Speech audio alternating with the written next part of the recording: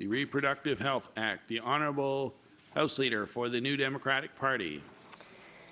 Thank you, Mr. Speaker, and I am pleased to rise on this unusual day of collaboration in this chamber to speak to Bill number 242, the Protecting Access to Reproductive Health Care Act. This is an act put forward by our caucus in order to protect people's right to access reproductive health care. We know, Mr. Speaker, that here in Nova Scotia, but across the country, around the world, and even here in the Maritimes, there have been issues with people accessing reproductive health care. Although it remains in some circles a divisive issue, the fact is that women have fought hard and won the right to full health care under the Canada Health Act. But we know, Mr. Speaker, that sometimes that health care cannot always be accessed equally. We talk in this chamber, Mr. Speaker, about differential access to health care. We talk about that geographically often, but here we have differential access to health care at times based on gender, where predominantly women are not able to avail themselves of what is already a very difficult choice in many women's lives. Mr. Speaker, I refrain generally from talking about my personal connection to bills, but I'm going to just spend a couple of minutes on this rare and maybe singular occasion of moving a bill through this House and say that I first want to point out Megan, the amazing young activist who was profiled in the Coast and who took it upon herself. She walked by the Women's Choice Clinic at the Victoria General Hospital. She saw protesters, and she decided that that was wrong. And so, all by herself, she wrote a petition, and she walked around Halifax asking people to sign it. And when I talked to her about that yesterday, when we tabled the petition in this House, she said, you know, it was a difficult decision because the whole issue with protesters, anti-abortion protests in particular, is that it's traumatizing. And so you have women making what is already sometimes a traumatic, difficult choice, and they're re-traumatized as they attempt to access that health care. And she said, so I felt conflicted asking people to sign this petition because I worried that I too was guilty of this same re-traumatizing action. And she said, but you know, at the end, I did it as gracefully and kindly as I could, and I decided that it was probably worth a little bit of discomfort for me and for the folks I was talking to if there was a payoff at the end. And so I'm so pleased to stand here and thank Megan and many other like her for their efforts. So many times when legislation moves through this chamber, it's not because one of us thought of it or one of our excellent members of the public service thought about it. It's because someone in a community on the ground discovered that there was an issue and pushed and pushed and pushed until finally that issue makes it to the floor of this chamber. And this is one of those cases. But Mr. Speaker, in my own life, this is a really resonant issue. And so if you'll forgive me for a few personal anecdotes, my grandmother, Chender, as I think I've spoken about before in this chamber, escaped the Holocaust without most of her family.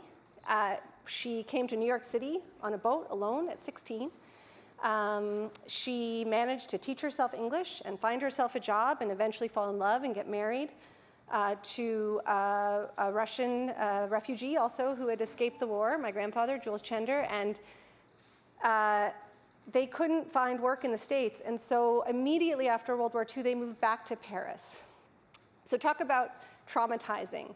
My grandmother often talked about those years as, in fact, the worst of her life, not the years in the war, but the years after the war, living in a war-torn country that she had so recently escaped from. She actually escaped from Nice. And in those years, she became pregnant. And she said that although she thought about it until the end of her life, the decision that she made at that time to get an abortion was one that she never regretted. Because she said, at that time in my life, I was in love with your grandfather, but I was so emotionally incapable of being a parent that I couldn't possibly have given birth to a child. And she said, and I knew that. And we talked about this when I was a teenager.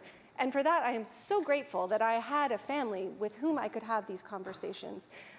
She had the proverbial back alley procedure, Mr. Speaker, because that was the only option at that time. And luckily, she survived and went on to have 2 more children. But fast forward, Mr. Speaker, my mother, who didn't work much outside the home. She raised us, and she was a fantastic mother.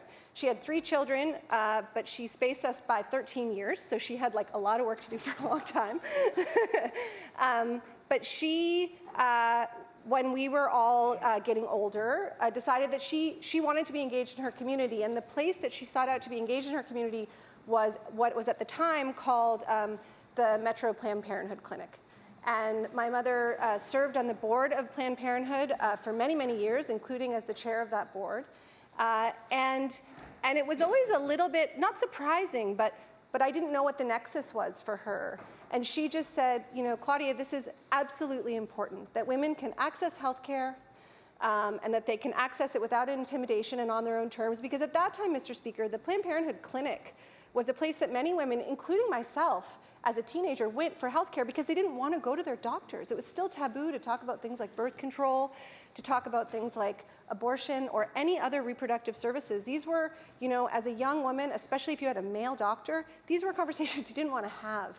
And so that clinic, which still persists today as the Metro, I don't know what it's called now, but maybe the minister will remember that name and say it in her remarks. You know, provided such an important service, and I'm so proud that my mom was a part of that. And it was unfortunate, but lucky, that when my sister was a teenager, she herself availed herself of the services of the Planned Parenthood Clinic and also of the Women's Choice Clinic. And I called her this morning and I said, you know, I'd like to mention you in my remarks, but I don't want to do that if that makes you feel uncomfortable. And my sister, who is currently working for the Ontario Midwives in Ontario, said, no, I want you to mention me in your remarks. It's important that you mention me in your remarks. Because, Mr. Speaker, I'm just one person in one family. And the connection that I have to this issue of women's access to reproductive health care just spreads through every part of my life. And so I don't tell these stories as to point out any special situation that I have, but to say that if this is my situation, how many other women, how many other men, how many other people in Nova Scotia also, maybe even unknowingly, share this need and legacy around reproductive health. When I spoke to the budget earlier, Mr. Speaker, in this session, which although only days long feels like years, I started my remarks by saying that,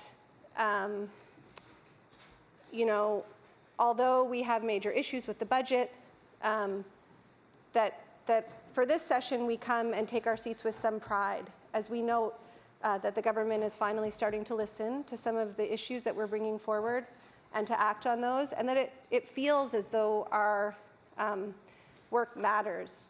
And I was having a conversation yesterday in the lunchroom with our leader, the member for Halifax-Chebucto, and I was telling him about a friend of mine, and I said, you know, it's amazing because she has her dream job. Like, she's always loved this and she's always loved that, and she's living her dream. And he looked at me and he said, well, that's what you're doing. And I had to like think about it for a second. And then I said, no, you know, you're right. You're right.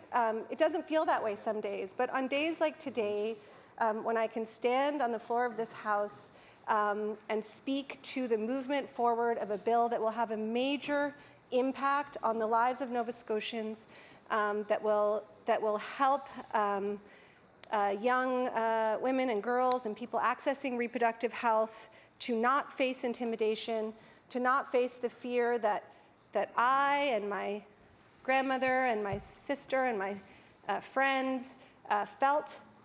If that can be different for this generation, then I will continue to feel like my work here matters. And for that, I thank my colleagues and I thank the government. And with those few comments, I'll take my seat.